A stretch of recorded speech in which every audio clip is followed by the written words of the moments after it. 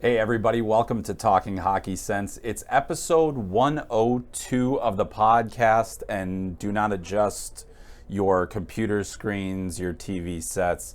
I am in studio today in Austin at the Flow Sports HQ, and boy, what a beautiful facility. I've been here plenty of times before, but I've never recorded the podcast.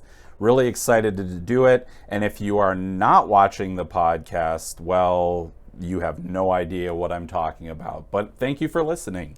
So anyway, we've got a lot to talk about. We've got the World Juniors, we've got Canada's roster, we've got USA camps starting up, we even got the new Czech roster, we're still waiting on the Finns roster, but we're going to talk World Juniors today. We'll talk a little bit about some of the questions that you guys have had, and also some NHL Draft talk in there as well. So getting to it today, we're going to start with the U.S. camp because as we're recording this, Canada has just wrapped up their last exhibition game prior to naming their final roster. So we'll hope for some breaking news here. Otherwise, I have a pretty good idea of what I think that roster will look like, and we'll talk about that. We also will have an episode next week previewing the entire tournament. So really looking forward to that. Before we get rolling on today's show, I do want to talk a little bit about kind of some of the new things that you're going to be seeing from FloHockey. If you go to our Instagram page, if you go to TikTok, Facebook, you're going to see a lot more content. So make sure that you are following those accounts. We have Liz Child on our team, and she has really advanced where we're going to take our social media presence, and then also a lot of World Junior video content is coming out. So make sure you stay tuned to all of our social channels, and obviously FloHockey.tv, where you will see a ton of World Junior coverage, including a piece that is live right now answering the questions that we think Team USA still has to answer before going to the World Juniors. They are going to enter the tournament as probably the favorite. They've got the goaltending, they've got the forward group, and they have an offensive, possession-minded defense, which should help them in this tournament. Now, there are still a lot of things kind of left to be determined. So you can go read that piece. There's a lot in depth there, but we are going to talk about some of that today because there's a lot to get to. The first thing, so let's talk a little bit about the depth of Team USA. That's where some of the roster decisions are going to come in. And with that, you've got a lot of players for a scarce few amount of roster spots. There are a couple things that could change that. We've talked a little bit about Rutger McGroarty and his health status. That remains a question unanswered, and that's something that Team USA is going to have to figure out pretty quickly to figure out how they're going to structure their lineup. We would figure that McGroarty is a second or third line winger when healthy. If he is not healthy, I think that vaults, we're pretty sure Gabe Perreault will play with Will Smith and Ryan Leonard, and that he'll be a second line, maybe even a first line winger. And then, if McGroarty can't play, I think that really opens the door for Isaac Howard and his ability to play with, Frank Nazar, Gavin Brindley. We'll kind of figure out what those lines will look like. But I think Team USA would really like to have Rutger McGroarty and all the things that he brings with goal scoring, with basically his physicality, his grittiness, his work ethic, and then his leadership, which I think is really important for Team USA and why they're going to give him every opportunity to make this team. But when we look at the depth forwards as well, how is the fourth line going to be structured? And they have great options. You've got Carey Terrance, you've got Oliver Moore, Danny Nelson, Gavin Hayes, William Whitelaw, Quinn Finley. That's probably the group that we're talking about competing for spots on the fourth line. Now, with that group, you don't have your traditional fourth line of grind, muck, just really slow everything down. You've got a group that can provide scoring depth. You've got a group that can play defensively, and you're hoping you have a couple of penalty killers there. I think Oliver Moore makes a lot of sense.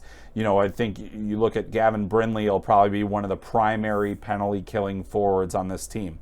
So that's all positive for Team USA. So they've got options, but McGroarty's health is probably the most important thing to figure out. On the defense, they don't have the same level of depth, and there's also a bit of a complication. Aaron Manetian, who plays for Boston College, was not in the summer camp, but was invited to this camp, was suspended by Hockey East for 1 game. Now, that doesn't sound bad, right? He misses a game. Well, it does complicate things for USA. Boston College has no games between now and the World Juniors, which means that suspension will not have been served in time to run off before the World Juniors. And because of that, the IIHF will have to review whether or not Aaron Manetian can play for Team USA. And now he's already in the bubble. So if in past instances, the IIHF has honored those suspensions. And so that means Aaron Manetian is suddenly on the outside looking in, I would think, because he would almost certainly have to miss a game for Team USA. And when you're already talking about a depth option, I think that kind of knocks him out. We don't know that for sure. Well, that'll be answered in camp. If you think he's going to help you win the tournament, you'll let him sit a game. But there's also the possibility of the IIHF reviewing the infraction and declaring him ineligible for the tournament. Highly unlikely scenario, but there is a precedent, and there is a precedent for Team USA, and that's Stefan Nazen. I can't remember the exact year right off the top of my head at this moment, but he was suspended 10 games by the OHL. Now, that's a 10-game suspension, very different from a 1-game suspension, but a 10-game suspension, and he was ruled ineligible to play at the World Junior Championship because of that suspension. So it's a little bit of a quirk in the IIHF bylaws where, you can't avoid your suspension by going to the World Juniors. So that's a complicating factor. So if you take Manetian out of the equation, who does that leave? And I think for Team USA, the guys that are on the bubble, Sam Renzel, Eric Polkamp, Drew Ford Askew, Patrick Geary. I think the bubble is pretty big for USA's D core. With Manetian out, that's a right shot out of the equation that likely more positively impacts a guy like Polkamp, a guy like Renzel. But the key is what are you going to do with the depth of your defense? And I think that's probably the question that this portion of the camp, which begins Thursday, will have to figure out. Now, I'll be on the ground for the first 2 days of camp, and we'll hopefully get an idea of what we think USA will look like in terms of lines, roles, special teams, different things like that. But there's so much that they have yet to figure out that they're really going to have to focus on.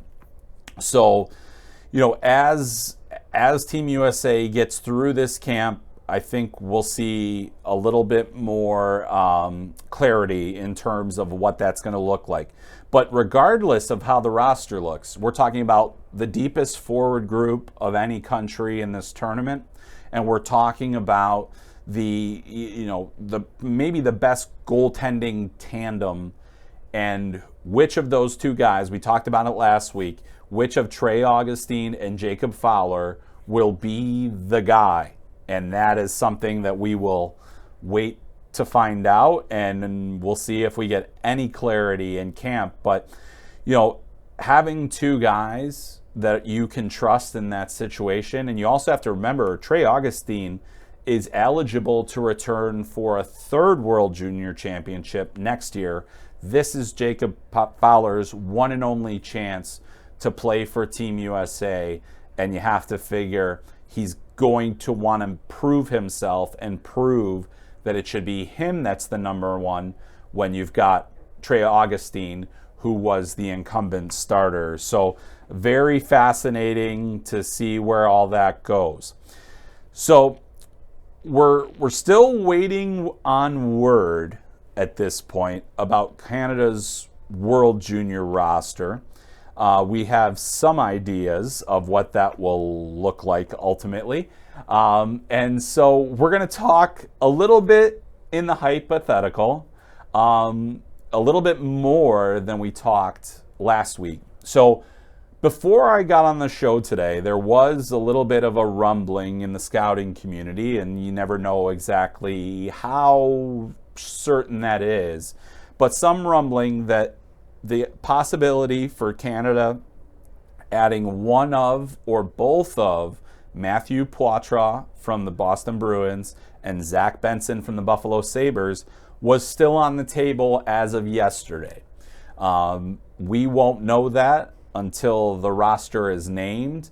Canada may say we're waiting and they bring a heavy roster to Europe. Those are the things that we don't know as of this recording if it's going to happen. However, what we did see was that Canada played 2 exhibition games with their camp roster against U Sports All-Stars, and those games are always competitive. People say, well, if it's the Canadian World Junior team, they should smoke the U Sports teams. We have to remember those U Sports players, by and large, are anywhere from 3 to 4 years older. Some are just a year or 2 years older, but a lot of them are older, and that provides a great challenge for this Canadian roster, and particularly for this one. We know it's not a star-studded group. We know that they are missing several of the key players. In camp, there is only one player that was on the team last year, and that's Owen Beck, who played 3 games in last year's tournament. So that is another challenge that Canada is going to have to bridge. They don't have as much experience as USA. They don't have as much experience as Sweden. They don't as even the Czechs or the Slovaks. They have talent, no question about that. We're not worried about Canada lacking talent. They've got a number of first-round draft prospects that will be there. They've got or guys that were drafted in the first round. They've got Macklin Celebrini, who we think will fully make the team in an elevated role for Team Canada. But, this is probably one of the most challenging Canadian teams to build, given the NHL losses and given the player pool that's available to them. This was not one of the strongest Canadian player pools. And then you take players out of it, and you have fewer places where you can close the gap. You look at the goaltending position, that's something that they still very much need to figure out. They split those games with the U Sports teams, and they lost their most recent game 6-1. And they sat Owen Beck, they sat Tristan Luneau, they sat Maverick Lamoureux, Connor Geekie, all guys that are locks for this roster. So they're probably not super concerned, but you can't feel amazing about how everything is going to look. So Canada at this point, still waiting on word what that final roster is going to look like. But this is going to be one of the rare occasions where they enter the tournament, and even, the betting odds may favor them, but they are not the favorite. And that can be a dangerous thing. A Canadian team with an underdog mentality has often been very dangerous. So that's going to be something that we wait to learn a little bit more about. Is what is that mentality? How does that impact this team? Will they be a legitimate contender for gold when you've got a more experienced, deeper U.S. team, a more experienced, deeper Swedish team, and then you have all of these other questions around you? So really fascinated to see how that works out. Couple of other things that have complicated the Canadian roster construction at this point. Injuries. Tanner Molendyk, young defenseman. He did get into the game against the U Sports team on Wednesday. Will he be healthy enough to go? That's not something that Canada can necessarily wait around to find out because their blue line is a little bit in flux. We think it'll be Tristan Luneau, Maverick Lamoureux, Denton Mateychuk. Those are guys that we think will be there. But a guy like Molendyk, who's a tremendous skater and can push the pace offensively, would be a valuable add for their team. But if he's not healthy, you have to, kind of worry about that. Jordan Dumais also missed he played in the first period Wednesday, did not play the second and third periods. I think he's on the roster as long as this is not a situation. But he is dealing with some issues. They kept him out of the second half of that game as a precaution, but all signs are pointing to him being part of this roster. But I think Canada's hopes are probably going to rest heavily on the shoulders of guys like Macklin Celebrini, who's 17 years old, and a guy that Canada typically has not had to have their young players forced into a big role. Macklin Celebrini will be. And he has proven throughout his career that no matter what situation you put him in, he thrives. And, we've been following him here on FloHockey since his rookie season with the USHL. Rookie of the Year, Player of the Year, Forward of the Year, clean sweep. This year, currently third in NCAA scoring for Boston University as a number one center. I think Canada would be wise to continue to throw a lot at him, and he will do well. But regardless of what this final roster looks like, and I don't think we're going to get our answers before we're done recording, but again, we'll have a full preview of the tournament next week. On this, we will talk more at length about this Canadian roster, but questions remain even as it's not built. So I think that this is going to be a Canadian team that has its work cut out for them. And there are a lot of good teams, and they're playing in a tough group. You've got Sweden and Finland. You start the tournament against Finland. Finland, not a great age group for them, but still, that is a tough team to start your tournament against. And honestly, if I'm Team Canada, I'm really happy that I'm starting with that, because you want a little adversity early so that every single player on that team knows exactly what it takes to win at the World Junior level. Now, if they could potentially roll over Finland, and then maybe they take the wrong lessons from that, but it'll be interesting to watch. And, I think this tournament is shaping up to be especially competitive. We don't have Russia still banned from IIHF competition for reasons that, are obvious at this point.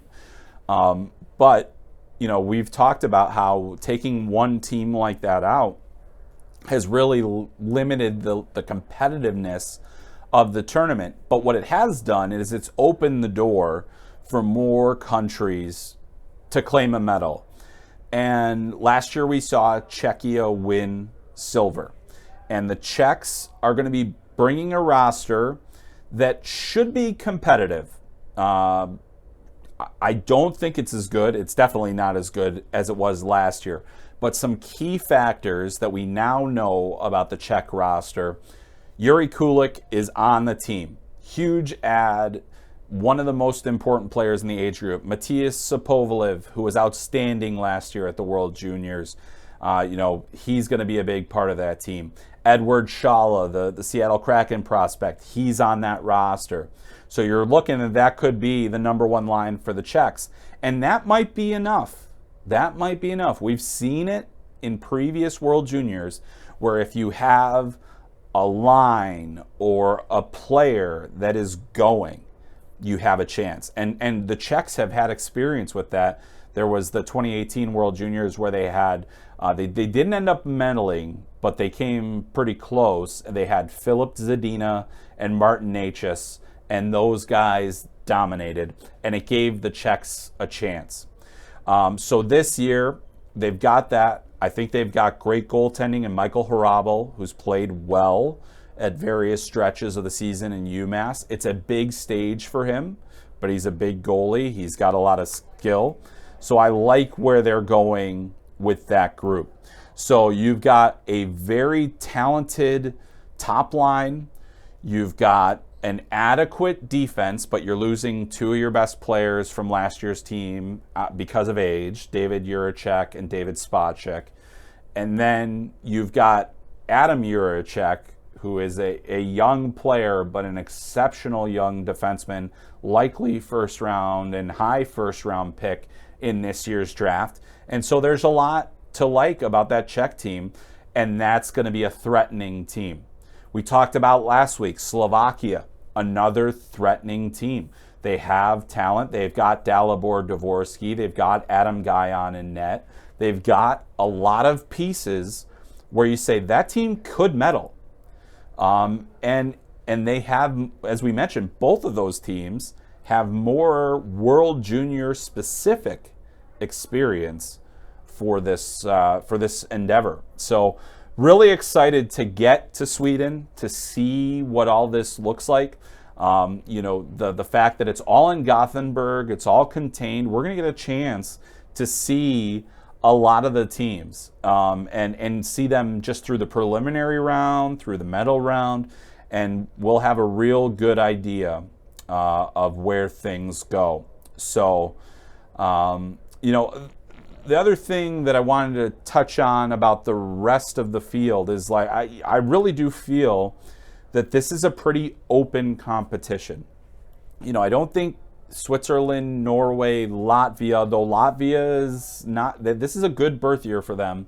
They've got a number of players that will allow them to compete with that mid-tier, which, even a 5th or 6th place finish for Latvia is a huge accomplishment in this tournament when you've so often had to play in the relegation round.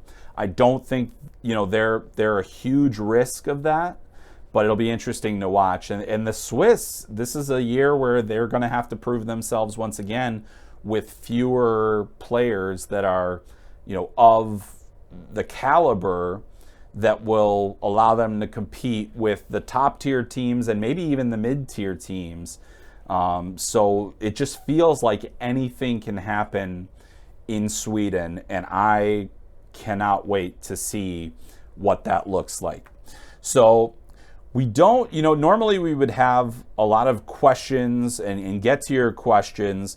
I was hoping we were going to have a little bit more of Canada to talk about and a specific roster. But I did want to bring the focus to this year's NHL Draft because we will have a number of players at the World Juniors to watch. We will have, the second half where everything really ramps up. I know that I told you guys about having my draft rankings ready weeks ago, but COVID hit and everything else happened, and we're just it didn't work out. But what I think I've been seeing from this class this year is, this is a great year to be looking for defensemen. It's a great year to be getting the number one pick. I really do think that Macklin Celebrini has created a large separation between himself and the field. We won't see Cole Iserman at the USA camp, which, again, difficult for him, but I don't think that changes the fact that he's still a top 5 talent. He's an elite goal scorer. His primary trait is really necessary in hockey. But, I look at Artem Levshinov at Michigan State, and if you are fans of college hockey and you know what the Great Lakes Invitational is, you'll be able to watch that on FloHockey and get 2 games worth of Artem Levshinov. And, I really do think he has the potential to push for 2nd overall. But, I think there's going to be a lot of focus on which of the forwards, like Caden Lindstrom, who we had a ton of questions about. It seems like everybody wants to talk about him because you got a 6'5" forward that can score and is scoring in the WHL, which gets a lot of people excited. But will he break through? Will Cole Yzerman stay at that top tier? Will Ivan Demidov get healthy and get back into that conversation? Those are the things that are still yet to play out, and we'll get into all of that in the second half, which I can't wait for. I think it's going to be a ton of fun to really dive in to this draft class because there are so many different things that can happen. So normally we'd throw our questions up on the screen, but the questions that I do have came via direct message, so we're not going to throw those up. But did want a question, did get a question from Dude. We get a lot of Montreal Canadiens fans that listen to this podcast, and we appreciate you. And so we love to get your questions, and we love to answer them. So this question from Dude is even with all the injuries, it looks like the Habs may be drafting in the early teens. What forwards do you think might be ranked in that range with all the depth the Habs already have on D? All things being equal, I think they'd target a forward. Well, Montreal, of course, drafted Dave Reinbacher last year, viewing him as the defenseman of the future for them. You've got Caden Gooley, you've got a number of players, you've got Lane Hudson. But, I think in a year like this, the Habs should not be position focused. They have to get the best player. They're still at a stage in their development as an organization where you need more. You've got a lot of high-end prospects, but you've got a lot of questions. You've got a lot of guys that you don't know what kind of role they're going to play. So I still think, that they should be looking at all of their options and not focused on one position specifically. But since you asked about forwards specifically, I feel like it's only fair to answer your question and some of those guys in the teens. And there's going to be a lot of different kind of questions, like, where does that run-on defenseman stop? And if it doesn't stop in that, top 10, where does it go next? But you look at different guys that could potentially be there in the early teens. Michael Brandstad-Nygaard, who's going to play in the World Juniors for Norway. You'll be able to see him against USA in the opening game on Boxing Day. There are some that think he's a top 10 prospect. There are some that think he's mid-range of the first round. But I think he plays exceptionally hard. He's got a heavy game. He's got scoring ability. He hasn't put up a ton of points in Sweden this year, which is where he plays in the Allsvenskan. But that's a guy that I'd be fascinated by because he gives you a little bit of what you need. Because if you say, all right, we've got Cole Caulfield and Nick Suzuki, I think you'd love to get bigger up front. You'd love to be in a position to get a guy like a Caden Lindstrom. And yeah, you have Kirby Doc and other players that will fill some of those gaps. But I think that's the kind of player you're looking for. Big question for the Canadiens. Trevor Connolly, is he a legitimate option for them? I don't know if you watched the World Junior A Challenge, but through 2 games, he's been a very effective player. He's been scored an incredible goal against Sweden, which our own Ryan Sykes tagged and threw up on Twitter. slash X slash what have you, as another, example of his talent level. And he's a good skater. He plays the game hard. Consistency this year hasn't necessarily been there, but that's not really the question. We've talked about it all year. Teams are doing deep dives on Connolly in terms of character, maturity, different things like that because of things in his past. But that's a player that fascinates me. Beckett Seneke, he's starting to rise up the list from the Oshawa Generals. Not as productive, but an interesting player. I think he'd easily be available in that range. Liam Greentree, who scored a ton for Windsor. I mean, these are the guys that are in that range that you'd be talking about. The real wild card of the first round, at least at this early stage, and I don't know if it's going to be a wild card for long, is where Konsta Helenius from Finland is going to go. Playing for Jukurit in the Liga currently. 20 points already in 28 games. Substantial impact. I think he's going to be a key player for Finland at this year's World Juniors. Now we're talking about him as a legitimate top 5 potential prospect. I've liked his game every time I've seen him. I think there's a lot to like about what he does. He still needs to get stronger. He still needs to, tack on some muscle. But that's a player that I have a really high opinion of, that at this early stage, he's really starting to be looking like a top 10, top 5 pick. So the likelihood that he's there in the range that we're talking about for the Habs, not necessarily there. But I think if you're Montreal, again, I think the important thing is not to get focused on a position when the key for them is to continue adding the highest end prospects possible. There are a lot of options available to them. All right, so we don't have, that was the one question. I just spent more time than I planned to, but it at least allowed us to get into that 2024 draft discussion, which we'll talk a lot more about after the World Juniors. But think about the players that I just mentioned. You've got players like Konsta Helenius, Michael Brandsteg-Nygaard. You'll have Macklin Celebrini. So you're going to get a good look at a number of players that are high-end prospects for this year's draft. You're going to get some re-entry guys, both probably on USA, on Sweden, on Canada, that will also garner interest.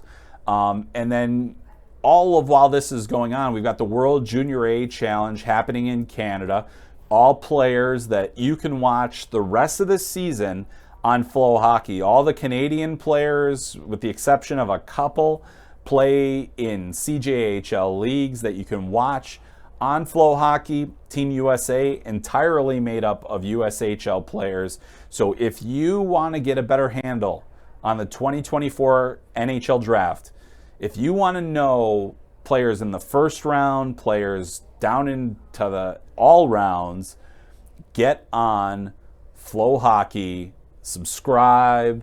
It's Christmas time, it's the holidays, treat yourself and get a subscription for the rest of this year and into next season. The annual subscription, great savings, and it's a great time to get into the 2024 NHL Draft.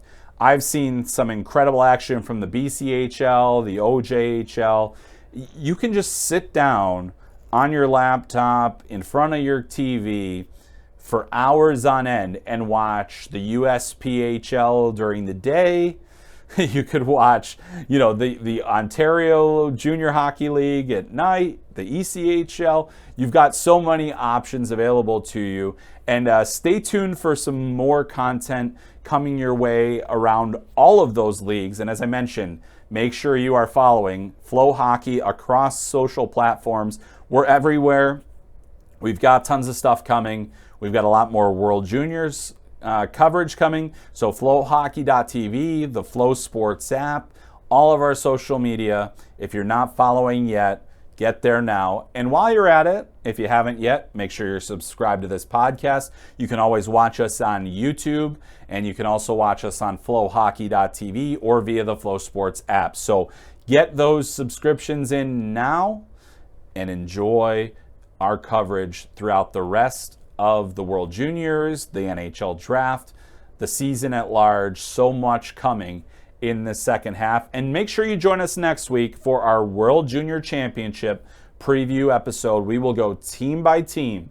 We will go player by player, not quite player by player, but we will highlight the top players, the top teams, the medal favorites, and cannot wait to get to Gothenburg. I'm about to hop on a flight to head over to Michigan, to Team USA's World Junior Camp.